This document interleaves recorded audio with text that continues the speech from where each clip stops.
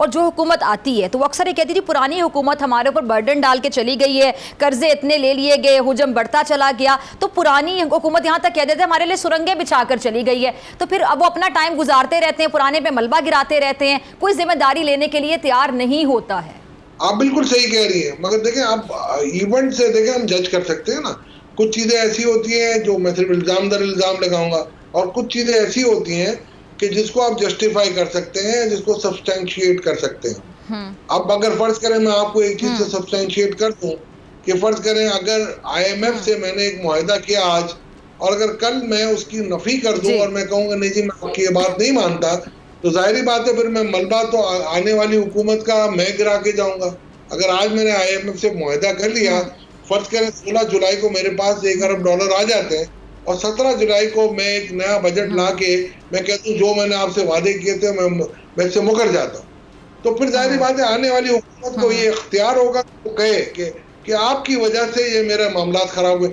जैसे आप पहले देखेंगे ना PTI की हुकूमत में जिस तरीके से उन्होंने IMF से किया, और 28 फरवरी को जिस तरीके से उन्होंने रिवर्स किया वो मुआहदे को, और जिस तरीके से उन्होंने सारी कंडीशनें रिवर्स कर दी, उसके बाद IMF आज तक ये कहता है कैन वी ट्रस्ट यू, तो वो उसका जवाब हमारे पास नहीं होता।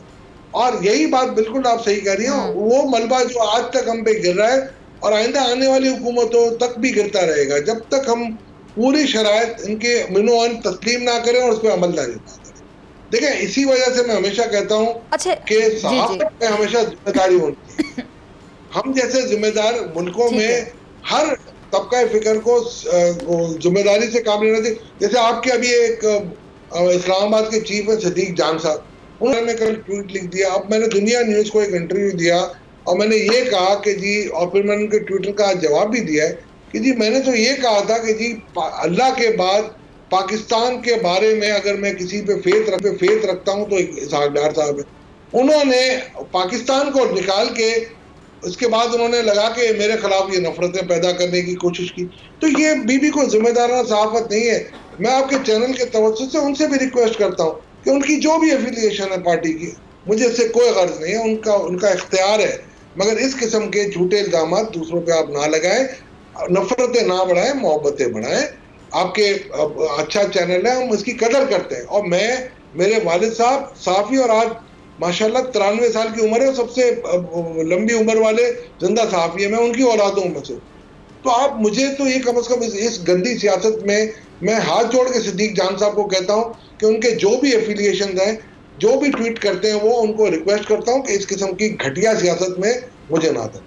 अच्छा अशफाक साहब, ये आप क्या समझते हैं जो कर्ज़ों को रीस्केड्यूल करना ये कितना नागुज़ीर है, और साथ ही जो अंदरूनी कर्ज़े हैं और उन पर जो बढ़ता सूद है, फिर उसका सोल्यूशन क्या है, उसका हल क्या है? अब ये जो दो बड़ी क्रेडिट रेटिंग एजेंसीज़ हैं, मूडीज़ और फिच, उन्होंने बाकायदा खबरदार की है कि पाकिस्तान को IMF कर्ज से कहीं ज़्यादा डॉलर्स दरकार होंगे। अब $25 अरब अशफाक साहब, इसकी अदायगी किस तरह होगी? आसान अल्फाज में कोई प्लान हो तो शेयर कर दीजिएगा ताकि नाज़रीन समझ सकें।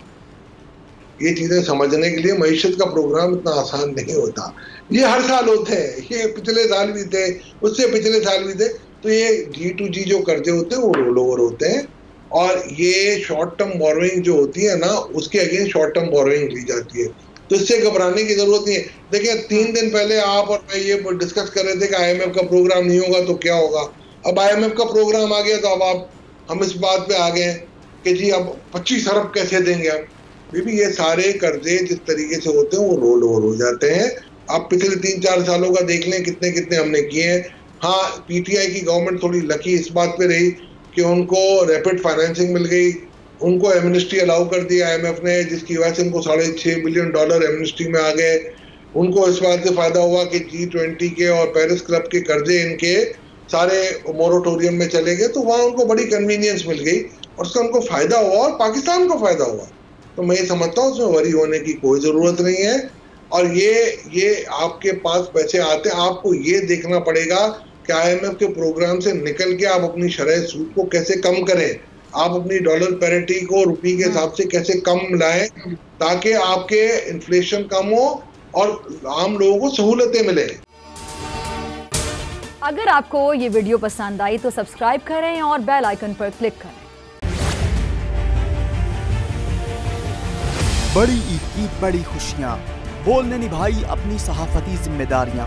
कराची में ईद उल अजहा के मौके पर लियाकताबाद टाउन ऑफिस के साथ ही आलाइशों का ढेर लग गया है। सिंध सॉलिड वेस्ट मैनेजमेंट की टीम भी वहां पर मौजूद है।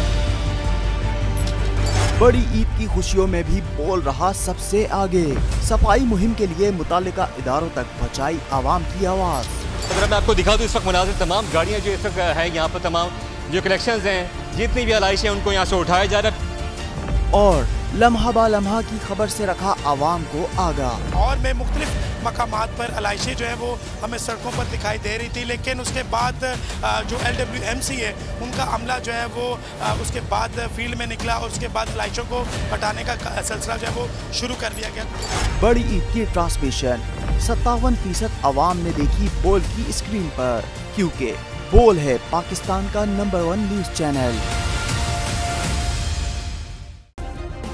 सब्सक्राइब करें और बेल दबाएं ताकि कोई खबर रह न जाए।